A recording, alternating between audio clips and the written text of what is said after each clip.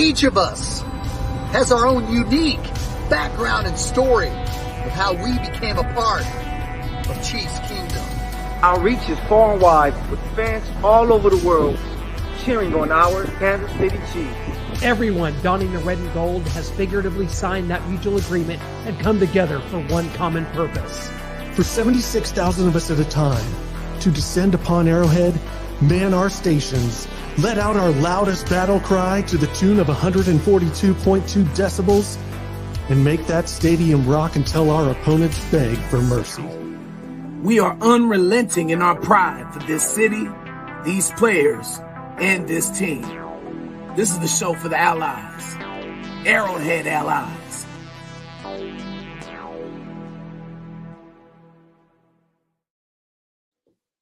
Well, you can think of the Arrowhead Allies right now as an offensive line missing its 2 tackles. That is the fate that has befallen us here. Super Bowl 55? It is a bye-week hangover here at Arrowhead Allies. No, I don't ever bring up Super Bowl 55 again in my presence. I apologize. Please. We were there for that, and it's not something we'll ever forget. We are flying by the seat of our pants this week, guys. No show yesterday. We moved it to tonight. Michael, the Money Badger, Matthew from Los Angeles, California, joining us. Myself, Noah Groniger. We are awaiting Shane Williams, who may be stuck at jury duty.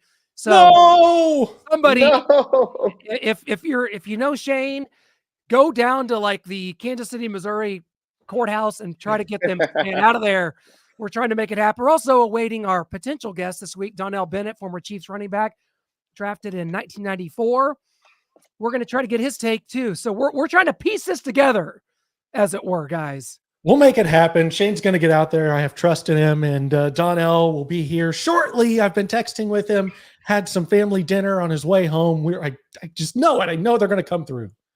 Well, Michael, how was the bye week for you, man? I know you didn't spend it in Buenos Aires, Argentina, but how was it for you? Yeah. No, it was. I wish I was in Argentina. What a good time it looked like Trav was having there. But, staying at it, watching some college football, college basketball is back. So just, staying in the grind, but just ready to talk some Chiefs football because is it the biggest game of the regular season? It's going down next Monday. So I'm really excited to see these Chiefs-Eagles matchup. So I can't wait to talk about everything. Yeah, Clint mentioned the bye week there. Who said bye weeks had to be boring? You mentioned Argentina, Travis kissing Taylor when she ran off the stage. And all the losses by the Bengals, Chargers, Ravens, Jags, Bills. Oh, it was good to be a Chiefs fan. Even on a bye week when you're like, oh, I'm missing Chiefs football, but you get to watch all these teams that everyone's trying to anoint as the top of the AFC. They crumble. Meanwhile, Trav's out there living his best life. It is good to be in Chiefs Kingdom. No, I love it, man. It's the perfect time. I actually called that Texas upset versus the Bengals. I just felt that CJ Stroud, man, we were able to ask him questions and, talk to him at the draft. I just felt coming out of Ohio State that he was a really good player, and a lot of guys are stepping up for that Texans team. They look like a team that might make the playoffs, which is crazy. They're in as of right now. Yeah. So they will be playing as the number 7 seed, which will be a crazy matchup with Lamar. But it just shows you that every year is a brand new year. 2 of the teams that we thought that would be going and facing the Chiefs and having a chance to knock them off possibly in an AFC championship matchup, they're not even in the playoffs right now. And one of them, it looks like for sure, is not going to make the playoffs. And that's just crazy. Sorry, Bills fans. Sorry, Bills fans. Maybe no Josh Allen or Joe Burrow in the playoffs. So it's just crazy to me. It's hard to imagine those results staying where they are as you look at that playoff. Those playoff standings. Obviously, the Texans, Michael, you mentioned it. CJ Stroud, who I was a fan of, but I did not see this. In fact, I had Anthony Richardson as my AFC Offensive Rookie of the Year because that's kind of what I foresaw out of him. He's, of course, been hurt, had a strong start to the season before going out for the year. But CJ Stroud, what he's putting together, man, those Texans, and you saw it last year. You saw some flashes, even though they only had, 2 or 3 wins. They took the Chiefs to overtime. And then this season it's coming together. D'Amico Ryans making a big difference there. Great hire for the Texans. They're putting it all together. And I really like this. It kind of reminds you of Patrick Mahomes' rookie season. Does it not? First year starting, I should say, 2018, Noah. Yeah, it absolutely does. But I mean, like you said, that was Patrick's second season, his first year starting. Right. This is CJ Stroud's rookie year, and it might be the best rookie year of all time.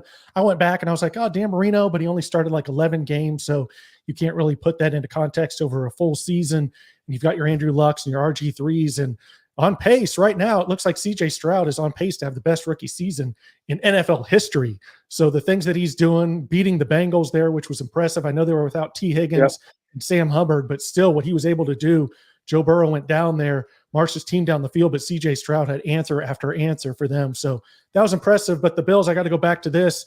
Trevon Diggs, after the Bills blow the game to the Broncos by having 12 men on the field when the Broncos missed a field goal, gave them another shot. They make it. The Bills lose 24-22. Trevon Diggs, the corner for the Cowboys, Stephon Diggs' brother, says, man, 14 got to get up out of there. And Stephon's going to have to say we tried, we failed, and this is where we part. Because I think after this season, the Bills kind of blow it up. Who knows if McDermott can make it? I know he just signed an extension, but they may just be done with him and just give him his money like the Raiders are doing with Josh McDaniels, Texas A&M's doing with Jimbo Fisher. We're just going to pay him to stay at home and sit on the couch because the Bills – this is a nightmare, and their schedule does not get any easier. Michael, there's so much drama here. This is all it's been. We saw it starting last season, and I'll tell you what, the 13 seconds against the Chiefs back in January of 2022, I think is what broke this Buffalo Bills franchise. They had it laid up. They were heading to the AFC Championship game for the second straight year. They were deflated after that. They panicked. They brought in Von Miller last year, who's still a good athlete, given his age. And then we're just seeing the wheels start fall off. Noah, you mentioned it before the season. Leslie Frazier gone. Yeah. Now we have Ken Dorsey gone. As the offensive coordinator. This stuff between Stephon Diggs and Josh Allen, it's like they're the best of friends. They went out of their way to post this video of last year at Thanksgiving, Josh Allen saying, I'm so thankful for you, bro. I'm so thankful for you. And they're hugging and they're kissing. Then there's problems on the sidelines. Now Stephon Diggs' brother is saying, oh, you got to get up on out of here. Gosh, the drama is a little much for me. And it couldn't happen to a nicer fan base. I got to say, Bills Mafia, they show out. They're good people, but it just doesn't seem to be in the cards. Did they miss their window, Michael Matthew? Did they miss their window? I think the 13 seconds might have been their window, man. It just seems like everything is not happening for them. Josh Allen is, of course, a baller. I can't remember who it was on Twitter, but somebody had the perfect comparison when it comes to the NBA. He's my guy, Russell Westbrook. A guy that can go and get a bunch of numbers, crazy athletic talent, but just sometimes doesn't find a way to make it happen when need be. It doesn't translate to wins. Von Miller, they thought he was going to come in, be the guy that can help them get after a Joe Burrow or Patrick Mahomes. He looks like he's aged after the injury. And they just have a lot of issues that are going on because it's crazy. They're finally running the ball well, but they still can't win games. They never developed that number 2 receiver. Gabriel Davis is so up and down that they have nobody else to depend on other than Diggs. They got Kincaid from Utah, but he's a rookie, so you didn't expect him to just come and be dominant. So they're trying to build something, but next year you might have Diggs like, man, I want to get out of here. Aging players on defense. The Bills might have missed that window, and it sucks because I do like watching Josh Allen play. He's an exciting quarterback, but he's just not Patrick Mahomes. A lot of turnovers, of course. And with that, we're going to go ahead and bring in our guest. Just in the nick of time, save us, Donnell Bennett. Welcome to the show, Donnell. It's been a while since we saw you down in Fort Lauderdale there several months ago, back in the spring. How you doing, man? Yeah, man. I'm tremendously blessed, man. How about you guys? Hey, we're hanging in there. It's a bye week for us. We're coming off it, so can't go wrong here. The Chiefs did come off a win over the Miami Dolphins. You're down in the South Florida area. What's the temperature there on the Miami Dolphins and the Chiefs going to Germany and beating the Dolphins there? Well, it's a lot of upset people down here, bro. And I bet everybody want to come up and talk all that trash, and I only bet push-ups now. So it's a lot of people in South Florida. Yeah, so Donnell, we got to talk about it when it comes to the running backs. With the Chiefs, we thought coming into this year, we were talking about it all day long in the early episodes of this season here with the Allies, that we were looking for the true emergence of Isaiah Pacheco with the Chiefs. What have you seen from the Chiefs backfield, and what have you seen from Isaiah Pacheco? Well, the league has changed from when we played, obviously. It's more running back by committee. I mean, we did it last couple of years in Kansas City, but now it's primarily that way. So, I don't know what's going on with Clyde. Right. So because he does a good job. I mean, I feel like he's given us a lot of great plays. Even in pass protecting. The last game, I seen him hit somebody in the mouth, bro, and got after. So he's really growing. But I think we need another guy, maybe a bigger bruiser type dude to spell him every now and then and give him an opportunity to really be explosive. Okay. Yeah. What else have you seen out of Pacheco? Just his running style. He runs angry. That's what everybody says. He goes 100 miles an hour. I mean, on every single play, on every single snap, always keeps his feet moving. He's got some speed. And whenever he does take a big hit or a big lick, he gets right back up to let the defense know that he's not hurt. He's fine. He's going to keep coming at him. Well, listen, one of the first things you got to show the team that you are coming into this thing is you tough. And he passed that own ways. And I think as he continue to grow, I think his game will expand a little bit more, and he'll be able to do some of the things that that I think that you guys are looking for.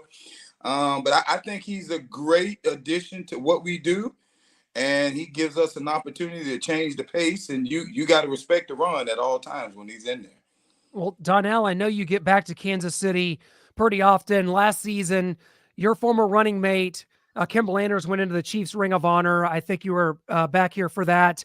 Just kind of talk about, because we did the show 4-Minute Offense with you and Kimball and really documented that time that you guys spent together here and the importance of that term, 4-Minute Offense, being able to inflict your will on an opponent and bleed the game away. But Kimball now in the Chiefs Ring of Honor, how proud were you of that and just getting back here and being a part of it? Chiefs going to win the Super Bowl, now defending Super Bowl champions.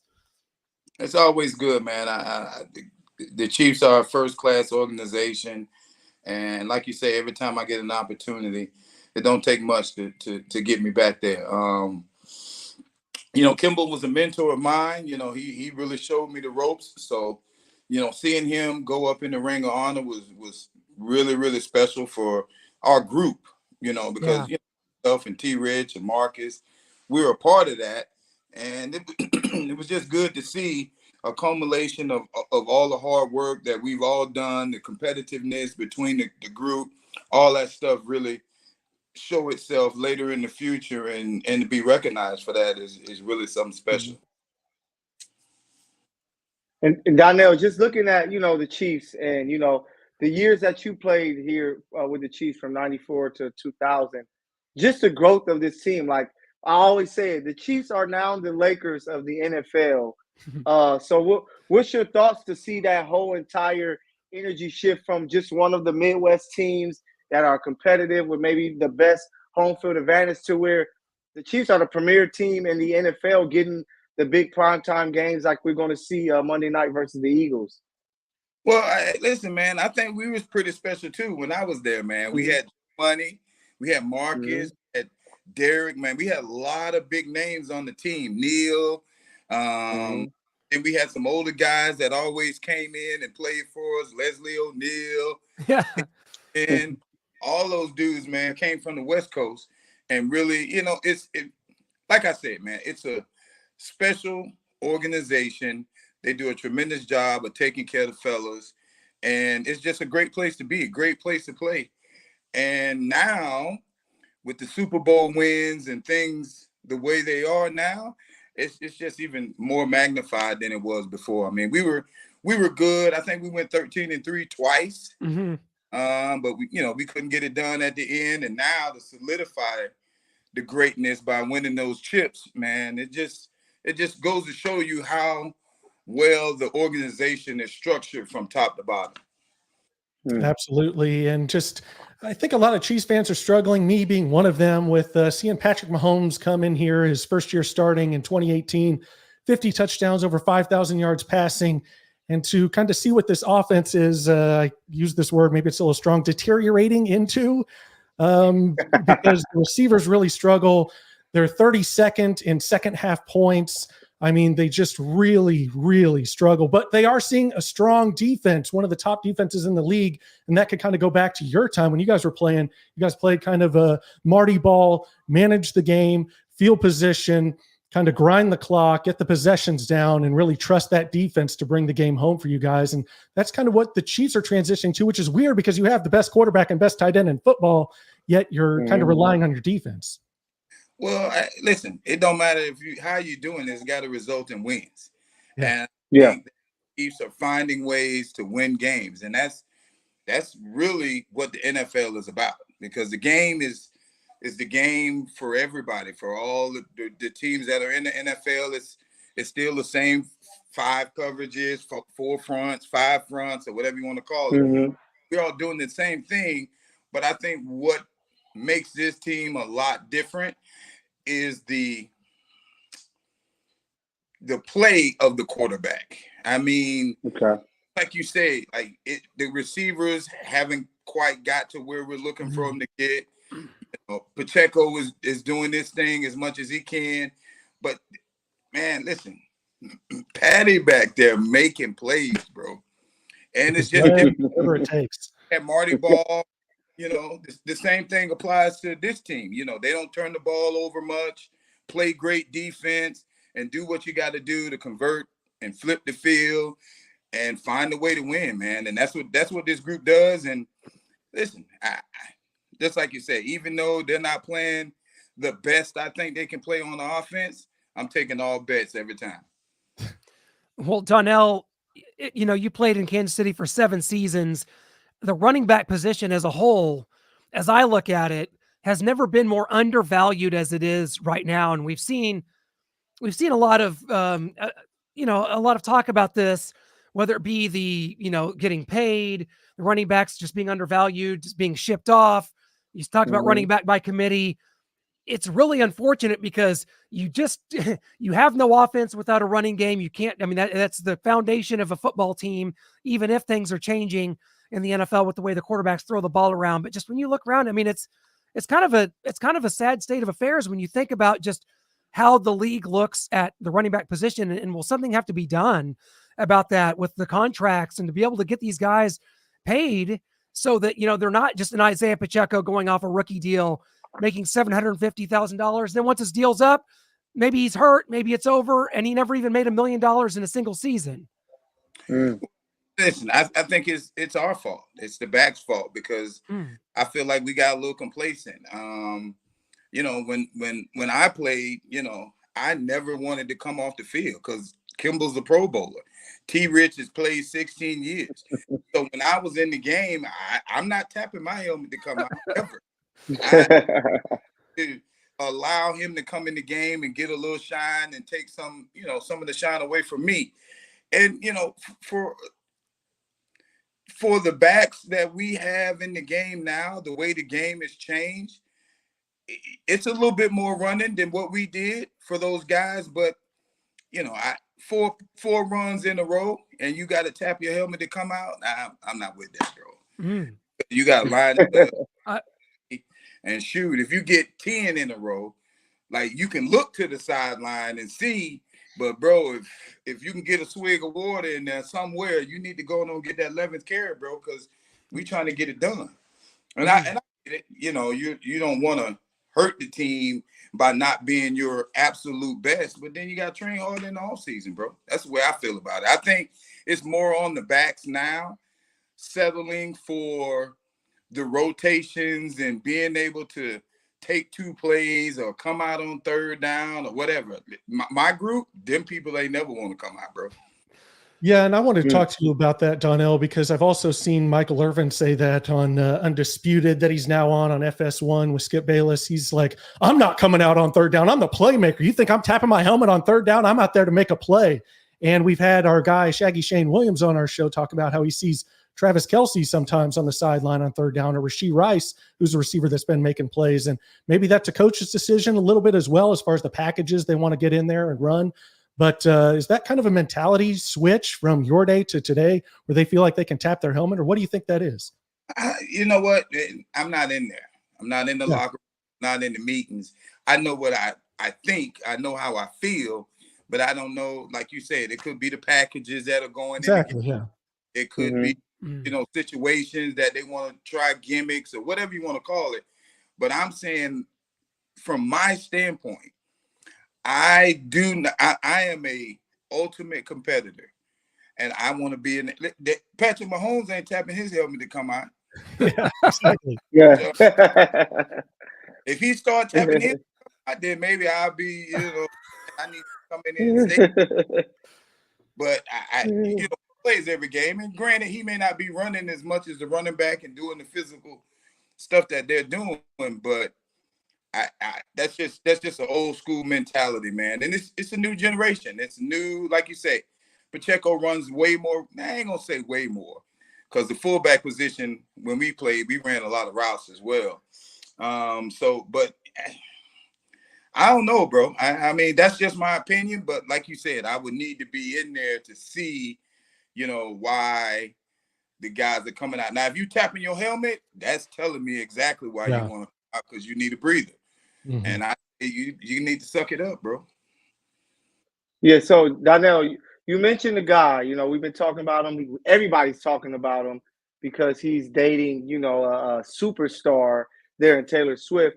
But you played with a young stud at tight end that you kind of see grow into his own, and Tony Gonzalez. So I just want to know, what's your thoughts on the difference between two of those guys? And we always compare eras, right? We always say, how would this guy look in this era? In this more passing-friendly era, how do you think Tony Gonzalez will look compared to a Travis Kelce, George Kittle, Mark Andrews, and all of these greats of today? Well, and I played with, like you say, I played with T-Gun, and we work, bro. T-Gun is working. He ain't coming off the field. You got to drag him off the field. Like I worked hard. There were a lot of other people that worked hard on our team, but I'm telling you, we would drive down to the facility. And I think I said this on our show a couple of years ago. And when we would get to the facility to start practice, Tony already has broken a sweat catching footballs from the jug machines from Allen. And so he's a product of work. Now, he was talented, don't get me wrong, but he pushed himself to the absolute maximum because he wanted to be the best. And I feel Travis works too. I feel like he has a lot of talent. He does some amazing things, but I think the offenses are a little different too. Like Tony didn't have the luxury to be able to switch a route up in midstream because he knew where the rest of the guys were and where the defense couldn't be.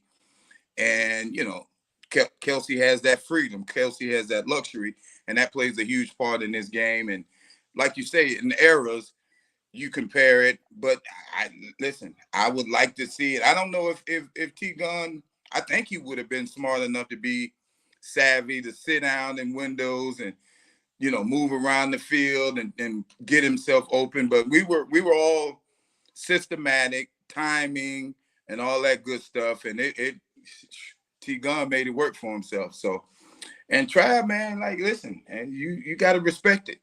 You got to respect it on every level because the speed, the athleticism, he got great hands. And in this style of offense, he's just a playmaker, bro. So when you get stuff like that, man, you hold on to it. Well, Donnell, you're down in the South Florida area. We've talked about the Miami Dolphins, and a lot of people thought, with a win over Kansas City, that's probably the inside track to the 1 seed. So now that the Dolphins are also coming off of a bye, we see what that offense has done, at least until they got to Germany and only scored 14 against the Chiefs.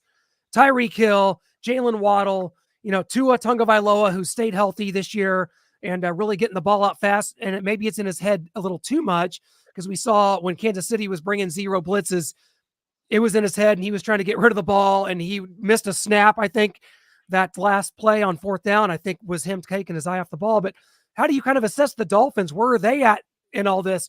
You got Baltimore that just lost. So the Dolphins are still right in this thing, but maybe there's some uncertainty if they can compete atop the AFC. Well, I'm gonna. This is just a feeling. This is how I feel. If you're not going to be able to be mobile, the defenses in the NFL now are just entirely too fast. And if they can cover up receivers and you're not going to break the pocket and give me that 8-yard run, you're not going to give me that 13-yard run to get to where we need to get to, it's going to be tough for you because defenses now are just so fast. Like the linebackers now covering receivers out of the back, in the slot. So do you get corners and safeties on your two best guys? And like Belichick said, I'm gonna put my best corner on your number 2 receiver, and I'm gonna double your number 1. That brings a problem in.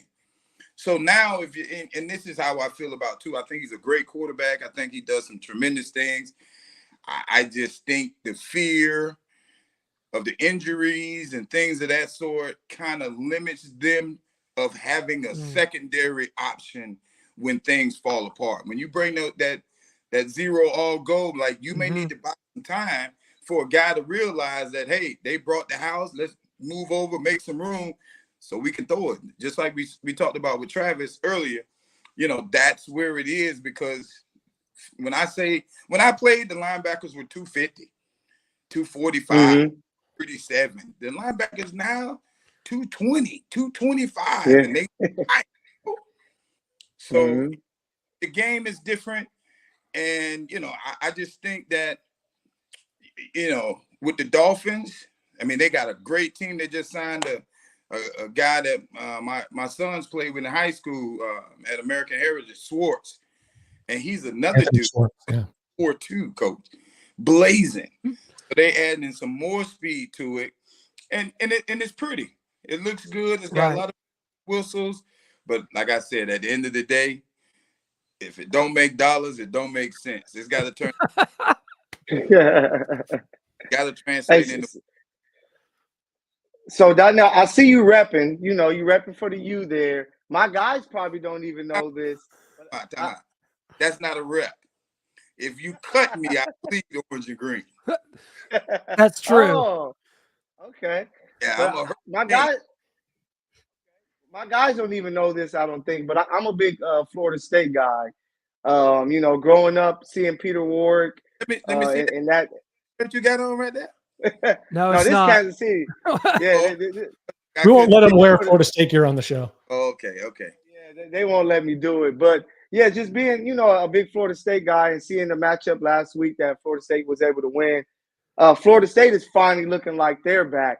What do you think it's going to take for the U over there to get their foot in the right place and get themselves going to where they're battling to try to be a national contender once again? Donnell to be named head coach. No. Yes. we just got to do a better job of recruiting. I mean, Mario in there now. We're getting some talent, as you can see. It wasn't what you guys expected. I know Florida State felt like they would come in and they did. They wore us down and we weren't able to finish the game the way we needed to. But we're not far. We're not far off. It's gonna take us to get some Jimmys and Joes in there, some guys up front, some depth, and some competition at some other positions. The running back position room is competitive as you get, but we need to get some more competition in that quarterback room. The receivers are coming along pretty well, and we on defensively we're flying around, but we need some depth, we need some bigs up front, and we need some guys that can line up and play man to man too. We got some great corners. I coached a couple of them in high school. A little bit, and they're very good, man. But you gotta be able to play man to man because them receivers at Florida State flying, bro. Flying, yeah.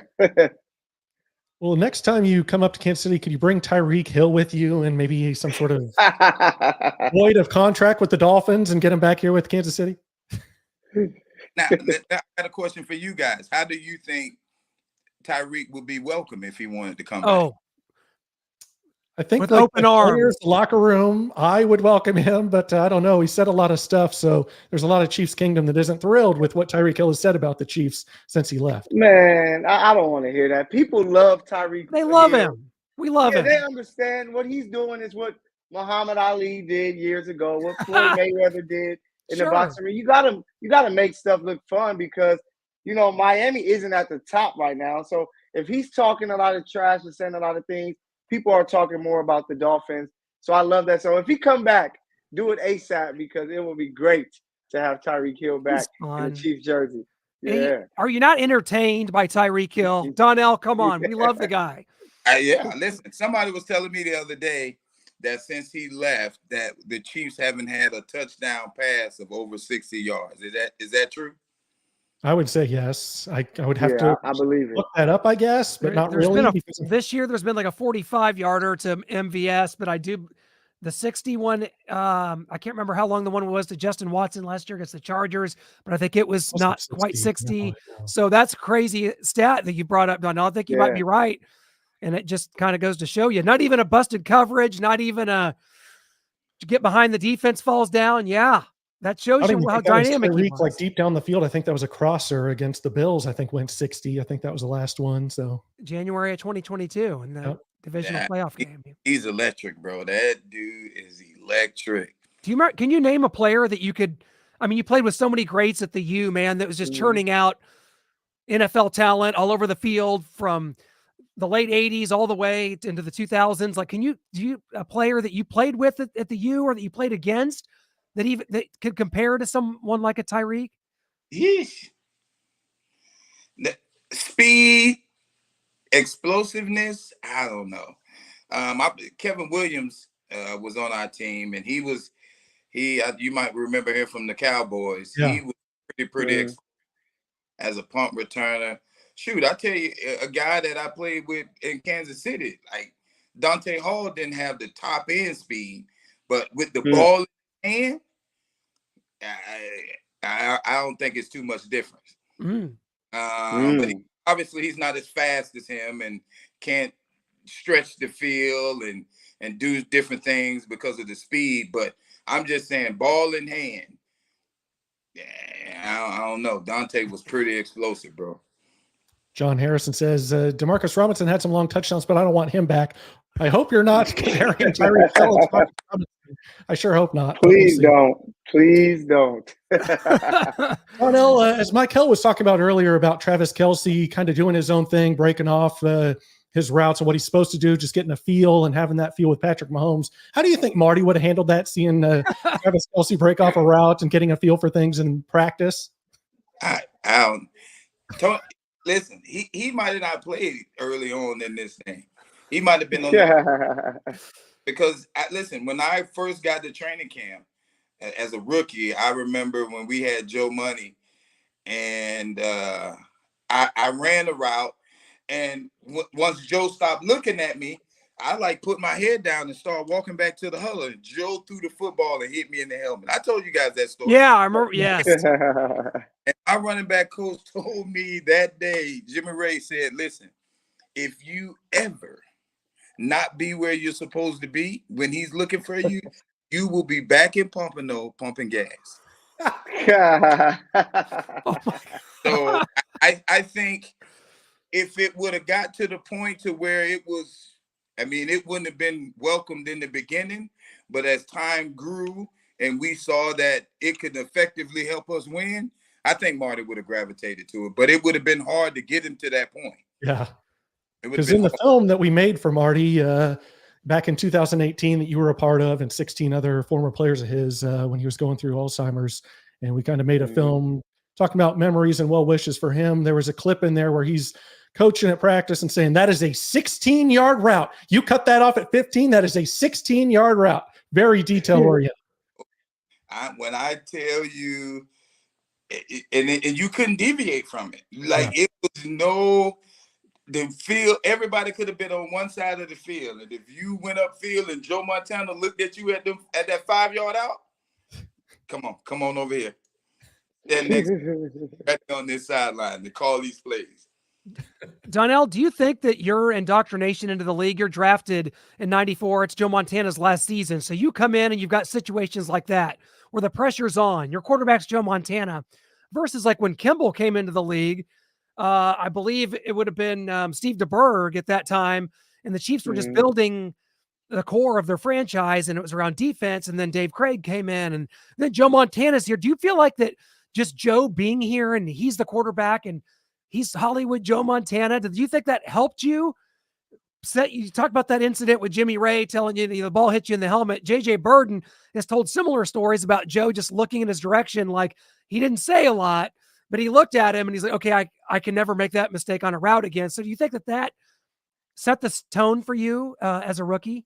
But it was the group, man. Like I say, like my back room, my first year, Kimball, Marcus, Greg Hill,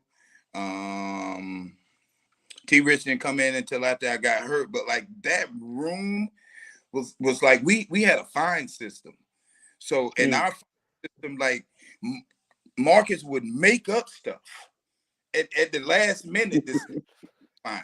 Like if you miss a block, like it's $200 fine, coach. Like it was $5. Yeah, we learned that he just pocketed that money, I think. No, we always had a big party at the end of the year, and we went out and had dinner and drinks and all that stuff from it. But, bro, and then when T. Rich took over, T. Rich was in charge of the fines. T. Rich was fined if your shoes were untied. Helmet wasn't buckled up. It's a 25, whatever it was, man. So it was true. Then the defensive guys, practicing against Derek, practicing against Tracy Simeon and all those guys, like they were very informative of, hey, why you wasn't able to block me on that play or whatever the case is, or I was looking at your eyes or you was leaning to the left. That's how I got there so fast. So it was a group. I mean, that group of people is what made the team special. I mean, Joe Money was a huge addition, don't get me wrong, but it was just like overall, man, the safety, Mark Collins, like all those guys. James Hasty. And so fun when we come back because now you know the person. It's not superficial. It's not made up. It wasn't just for the moment. It wasn't just for a Super Bowl. Like the love, like I don't talk to those guys at all. But as soon as we get in the room together, it's like we saw each other last week. Yeah. So the closeness of the team, and I think that's what is a part of why we're so successful now. Yes.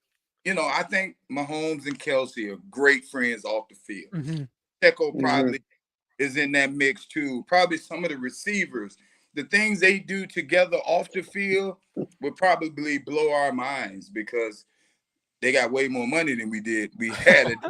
A lot of beer sponsorships too. We got Coors Light and Bud Light for Kelsey and Mahomes. So you look at Patty Mahomes, he's getting all the commercials and he's sharing the love. Like he got it. Like Travis got like 7 commercials because of Patty Mahomes. The head coach, he's in State Farm commercials because of the dude. So, and if you listen to him talk in their interviews, especially Travis, he says that. He says one of the greatest things about playing in Kansas City is the big guy allows them to be themselves. They have a job to do, and yes, you got to do your job, but once you do your job, you're allowed to bring your flair into it and add to it as long as it works. Now, if it don't work, come on over here. So, and it's been working for him. So, it's definitely a good thing. I remember Marty was in train commercials, like a company that dealt with like energy sufficient supplies and manufacturing. Why wasn't Donnell Bennett allowed? Didn't Marty get you in there? Marcus could have at least got you a spot on his Marcus Allen Chevrolet or whatever, his car dealership. Toyota, I think it was.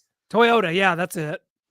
Nah, that's one thing I say. I didn't get none of that, bro. Yeah, come on. Hey, so we clearly got a troll that's in our comments right now. It's a Raider fan. Can you believe they still exist? And it's a week prior, but next week we're going to get Raider week. So I gotta ask you about your thoughts of the Raiders today, and just the thoughts of the Raiders. When you were a Chief, and just that rivalry and that matchup. What does it all mean to you? Listen, it's just like Florida State. I hate to say it. I mean, there's no love lost there. I mean, I got a lot of homeboys that played for the Raiders, but when that ball snap, when they blow that whistle, bro, it don't matter. I'm hitting you in the mustache. It just when those type of rivalries, they bring out the absolute best in you, even from practice that week, in the NFL, we emulate the opposing team by wearing their jerseys. It's not always the colors of the team, but the numbers of who we're giving a show for. They wear those numbers and everything. And so it's like, if you got the running back number on and they saying 11 has to the ball, like, bro, the week is going to be long for you on the scout team. It's to play in a game of that magnitude, man, and it's always going to have, some playoff flair to it, and just to be a part of it, and just like the Florida State Miami. I mean, I know you thought it was going to be Ford, or we going to blow these dudes out. And I told you, you line up and play, because them kids all grow up together right here. They all went to high school together, and it's bigger than just a game or Florida State Miami, bro. You can't even come home and walk to the store if you get blue eyes. So, I think rivalry is good for both teams, and I think that it's going to be competitive. It's going to be. I mean, we can't walk in there and think that they're going through so much struggle and all that stuff that we're going to be able to handle them, bro. They bringing that's their Super Bowl, bro. Well, that's a good point. It is, considering they haven't won one since 1984. Donnell, you are correct that it is their Super Bowl. In fact, I just, off the top of my head, and we appreciate that Raiders fan, DDT there. DDT. Talking about the Jake the Snake Roberts DDT from WWF. Gee, since Marty Schottenheimer got to Kansas City to now, the Chiefs are 48-23 against the Raiders. It's not close. It's a culture. It is an ethos into itself. The Raider for it's funny because, like, if I was on the other side of this, that I wouldn't even think about going into a chat and be like, yeah, the Chiefs are about to sweep that ass. Are you kidding me? I would go turn tail and run and never come out from behind the rock that my mom put me under. I did appreciate Napoleon Kaufman, though. Oh, come on. Appreciate Tim Brown, James Jett. Tim Brown, I say Harvey Williams. He's going to be on the show in a couple weeks, but I don't really appreciate him.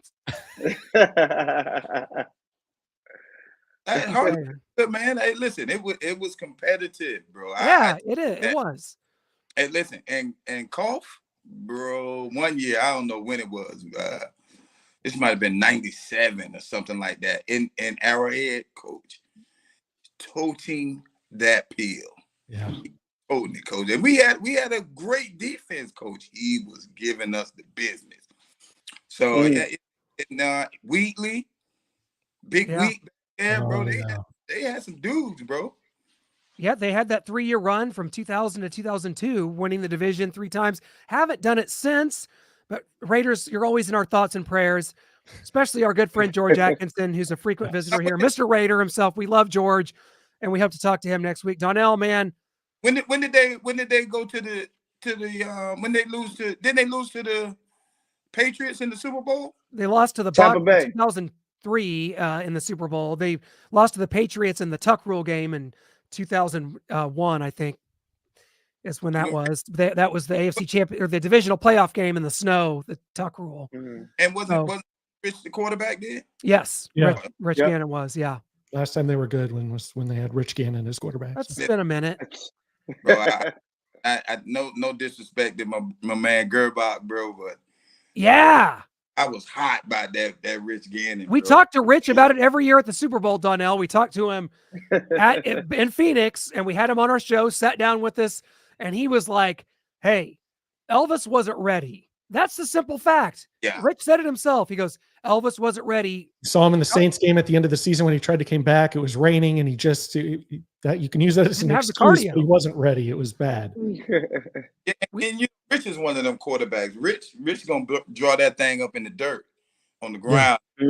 Hey, if Rich give him this, he go in the dirt. Oh, yeah, because Elvis couldn't hear in the 97 playoff game against the Broncos, right? We don't have the play in. The clock's ticking away. And our season's going down the drain right here. He probably got that from Rich because Rich gonna do that quick. He was like, listen, all right, everybody else run goes. Donnell, you run an option. Tried to force the ball to Lake Dawson down the field on 4th and short. Donnell, we think about this stuff. We remember, but we should not dwell on these things as much, Donnell, anymore. 2 Super Bowls later, I shouldn't be stuck on those old playoff losses that we talked about on the 4-Minute Offense show. We talked about 95. We went through the whole thing with the whole crew, with Steve Bono, with Tim Grunhard, with you and Kimball and Marcus. We went through the whole thing, group therapy session, and yet we always go back to those tough, crushing losses. We talk about how we would give up one of these Mahomes Super Bowls to go back and have you guys win one because I would. You guys so much. And oh God, that would have been. You guys were superheroes to us. Superheroes. Forget Hulk Hogan. Mine was Donnell Bennett. Yeah. Listen, we went through that. They learned, we learned, and we were able to capitalize on some of the things that we weren't able to do. And that's why when they sent the rings the first ring, I was like, I'm never gonna wear it. I'm gonna just put it in my mantle and just let it sit there with the rest of the stuff. Bro, I wear that thing by at least twice a month, bro. I love that. Because I love it. My wife was like, you were a part of building that. 100%. Laid the foundation. We always say it. Yeah. So, I didn't look at it that way at first, man. I felt like as a competitor, I didn't earn it or whatever the case was. And she was like, when you get up in the morning and you can barely walk, tell me if you earned it or not. Yeah, exactly. We were a losing culture, a losing franchise throughout most of the late 70s into all of the 80s until 89, until Marty got here. And not just Marty, but you guys changed the trajectory of this franchise and this culture and grew what is the Sea of Red and Chiefs Kingdom. We might not know that had Marty and all of you guys not gone out there and laid your bodies on the line. And like we said, laid the foundation for what we are today. We could still be with the Frank Gans and a losing culture, but we're not because of you guys. And I tell you what, like out of great athletes, great football players, but more importantly, man, it's when I tell you the men, the character of the men that played on those teams, like it far supersedes the football. Far so much. So, like I said, man, that's a first-class organization. And the years that I spent there have transitioned my life 100-fold. So, it's just amazing. That's why going back is just, it's like home, bro. It's like I went away for the weekend and now it's Monday and I'm back home every time I come back. I love that. That means a lot because for us, we've talked about it on 4-Minute Offense 2 years ago about just what you meant to us as kids growing up. I mean, you talk about laying the foundation, not just for Chiefs Kingdom, not just for the fans and for the Super Bowls and for Mahomes and what we see today, but how about for us?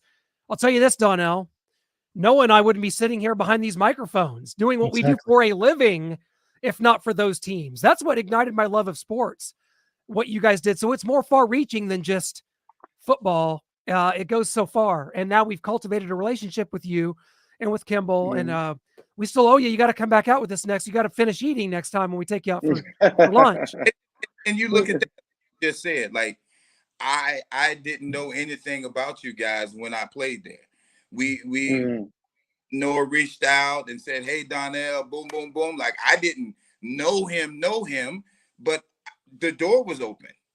And there was communication between the two of us. Then he brought you in, and then we was like, hey, let's do this podcast. Like, we don't know each other, but just the love and the respect that you have for fans and the fans have for the players is transitions the entire organization from Clark all the way down, man. It's just Allen. I can call Allen today and say, "Hey, Allen, I need a football."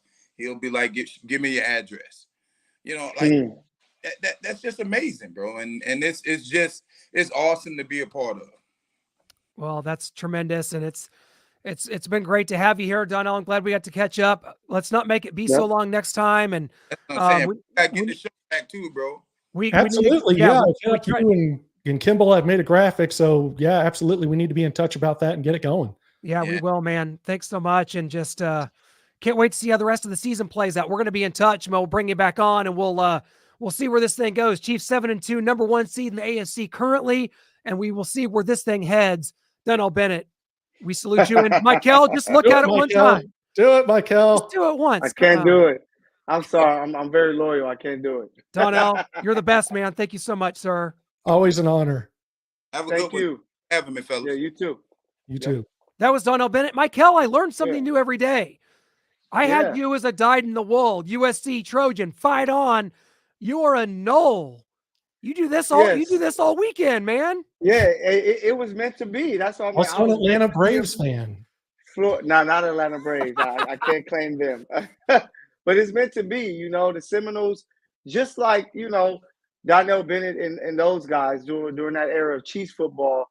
Like they had Montana, they had Marcus Allen, and just what Marty was doing caught a young kid's attention in LA to say, hey, I like what they got going.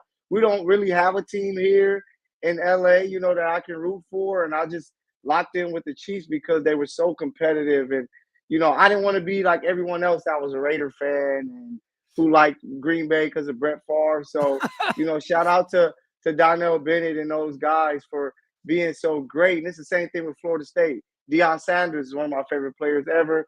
Florida State guy. And then at that time, Peter Ward and those guys are dominant. So I like to see Merrick Vanover. The Tommy Hawk, Vanover. Some good football. So Randy Moss, except he never Randy Moss. Yeah, that was that short-lived. That missed. But man, so far I've been watching the undefeated Seminoles play, and these 7-2 Kansas City Chiefs who are ready to smack these Eagles like they did in last year's Super Bowl. Michael, that's a good question. You mentioned it, and check this. Yeah, right here. You look at this graphic right here. The four forced fumbles. Chris Jones, Buck Buchanan. Oh man, tied him with 70.5 sacks. That's a great stat right there, Buck Buchanan. But is this the biggest game of the year? Because record-wise, yes, it's a Super Bowl rematch.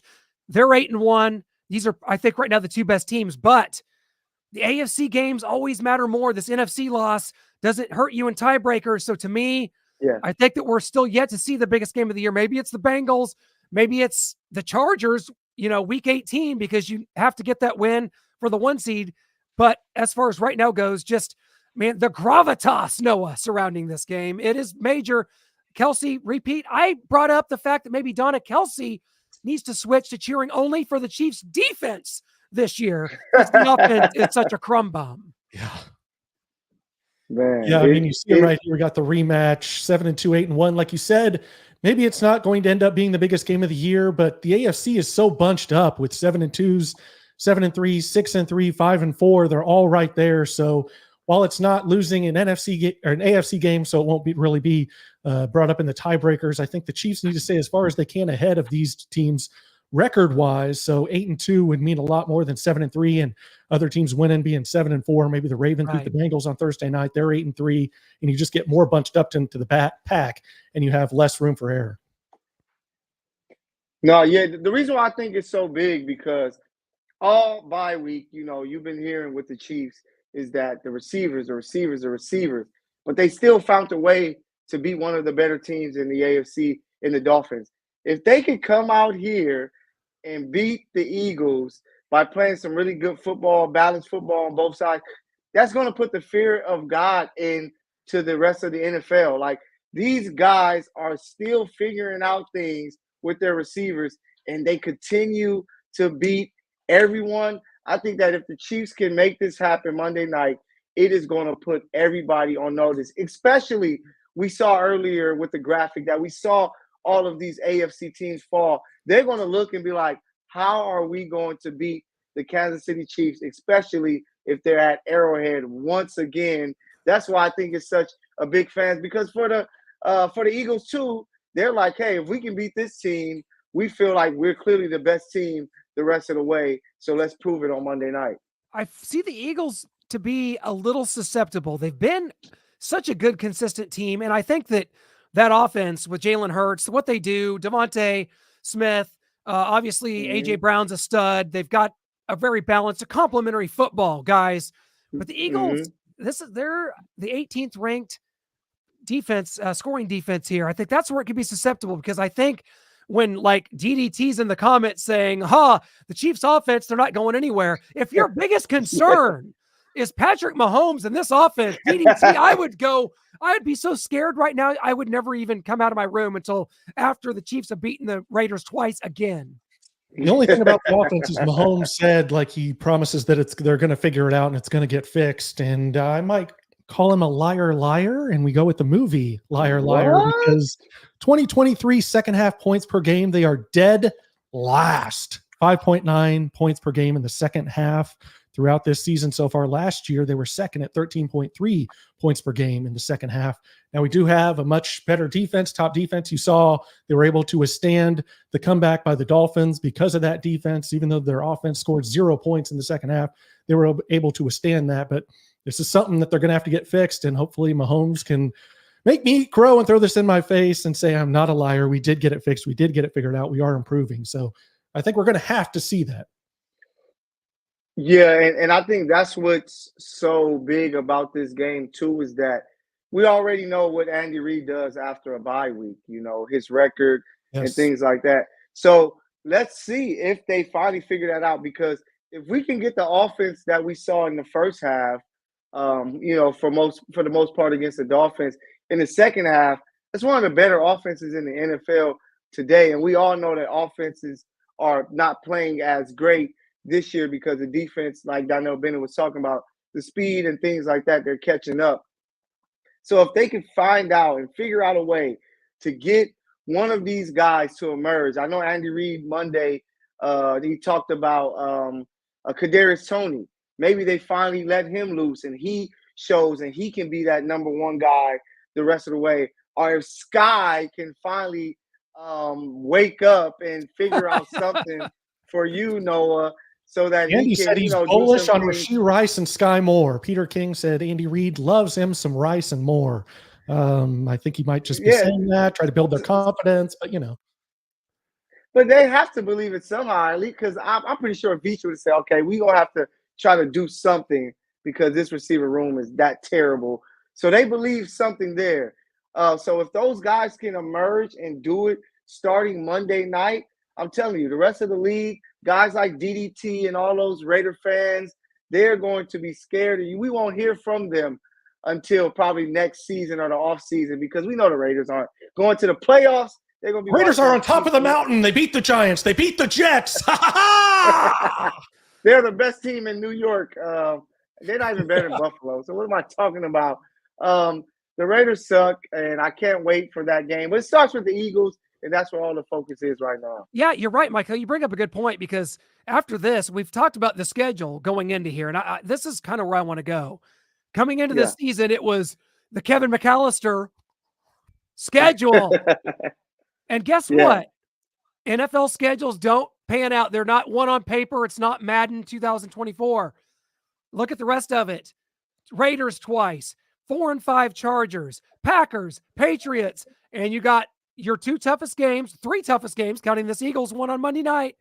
Bills, Bengals at Arrowhead Stadium. The schedule Bengals, two non-playoff teams. Perfectly. Yeah, two non-playoff teams. Perfectly for your Kansas City Chiefs. Michael, you said it. Arrowhead Invitational. I hate to say it. I hate to do it. Arrowhead Invitational is open again for business on the last week of January. Arrowhead Stadium. Maybe it'll be snowing this year. Maybe there'll be ice pellets falling down in your face. But you can book your hotel rooms right now. All right now. Oh, crap. Travis patented that term. I'm sorry. Cut that out. Use that. Maybe Travis won't notice. Maybe he's in space right now because SpaceX has invited him to have a little space flight to the moon, to Pluto, which maybe isn't a planet. We're still unsure. But what do we think of Travis taking maybe one of the Lombardi trophies or both of them to outer space where no Lombardi trophy has been the before? Lombardi luge off the Lombardi into space, like where the beer's floating in midair. I need it. Oh, that would be for great. the chat too. Michael, give us your thoughts, and as well as the chat. What do you think about Travis in space? Now, I just watched the Marvels this past weekend, and that was a beautiful movie of people being in space and doing crazy things. So I can see Trav up there with the Super Bowl trophy. He might even take Taylor with him. Yes. And she can perform a concert from outer space. She could be the first ever to do it. It will change the world forever.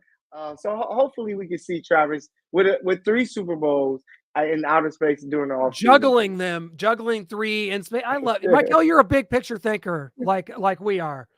That's a great image, and I love it. Yeah. I think, guys, we're an hour here. We had a great conversation with Donnell Bennett. We've gone through the bye week that was a blessing to us here in Chiefs Kingdom with all the losses, with getting to see Travis and Taylor kiss off stage. Oh, we love every bit of it. But it is time for our Monday Night Football Chiefs and Eagles predictions. Michael, start us off.